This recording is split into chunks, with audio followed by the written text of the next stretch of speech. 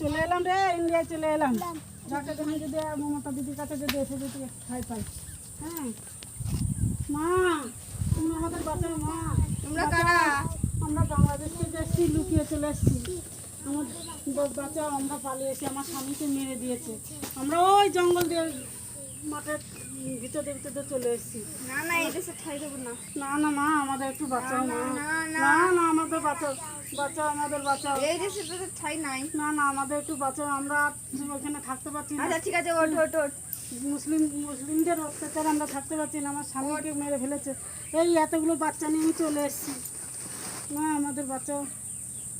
আচ্ছা তোদের আমার কথা মতো চললে তাহলে এই দেশে থাকতে পারবি। থাকবো, যখন চলেই এসছিস এই দেশে, তাহলে আমার কথা মতো চলতে হবে। থাকবো, আমি থাকবো। আমার বাচ্চা কাচ্চা নিয়ে আমার এখানে ঠাই পালেই আমি থাকবো। হ্যাঁ ঠিক আছে। এ মদন, এদের ঘরটাই নিয়ে যা তো। কোনখান, কোন ঘরটা, কোন ঘরটা? এই ঘরটা নিয়ে যা। কোন ঘরটা? চ চ চ, যাক একটু একটু ঠাই তো পেলি। যাক এখন একটু বাচ্চা যাবে। আর থাকলো না আমার এই তিনটে বাচ্চা নিয়ে আমি কি করে থাকবো? আমার বাচ্চা স্বামীটাই চলে গেল।